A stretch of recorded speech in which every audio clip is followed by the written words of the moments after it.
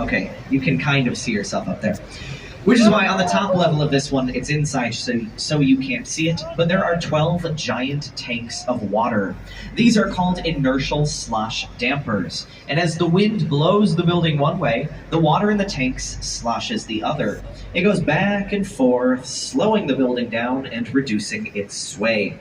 It is a very cool system. Only 2 buildings in Chicago have it. We will talk about the other one later on the tour. But right now, coming up on your left, we have the Bank of America building. And if any of you are patrons of Bank of America, congratulations. This is what your money's been going towards the past couple of years. Building like this takes about 3 years and $800 million to make. Hi! Those roaring 1920s. And watching over all of this, those heads on pikes, those are the merchant princes of Chicago. Big businessmen at the time who used their vast fortunes to help jumpstart this city. Men like Marshall Field and Montgomery Ward. They may have been big businessmen back then, but now that is where seagulls go to do their big business. On the other side of this bridge, we will enter Wolf Point, otherwise known as the birthplace of Chicago. This is where all the branches of the river come together. It is where the city first got its start. The land has been here a while, but the buildings have not. Most of these are about 6 years old, like this one right next to us, Wolf Point, as contextualism. Contextualism is all about complementing the context, blending in with the surroundings, which is why it has its name on it in giant letters. Kidding, it's why it's got that glass face that visually connects it to the water below, as well as reflects all of the beautiful buildings around it. You may also have noticed 3 patio-like things or setbacks. Each setback is the same height as a building near it. So that first one's the same height as the Wrigley building. The second one, the same height as this white rocket ship looking building right across the river. And the third setback, the same height as the big black box building right next door. Trump Tower was designed by Adrian Smith, a Chicago architect we will talk more about later. But right now, if you're just looking, everything's good. But this river used to go into Lake Michigan. It now goes the other way. We're going with the current. This is because when Chicago first started out, they were using this river as a sewer system, which is super gross, but it was pretty common at the time. Unfortunately, this meant our sewage was going right into Lake Michigan, our source of fresh drinking water. And when your drinking water has sewage in it, people get sick all the time. So Chicago called in the U.S. Army Corps of Engineers, and for 8 years, those engineers dug a canal connecting the Chicago River to the Des Plaines River system, which was at a lower elevation. This way, the power of gravity pulled the water away, reversing the flow of our river. It is a very cool thing to have, again, the only river in the world like it, but the reason behind it is not so great. Obviously, still not the cleanest river, but it is doing so much better.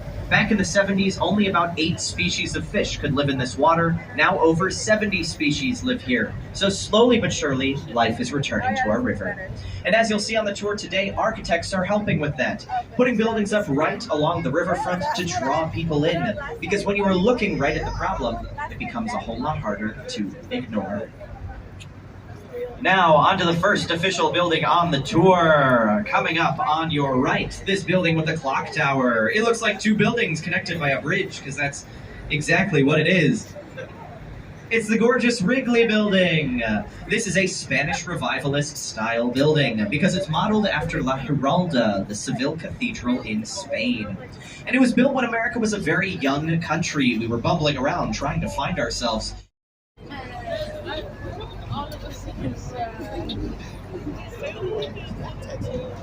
We're gonna be loud.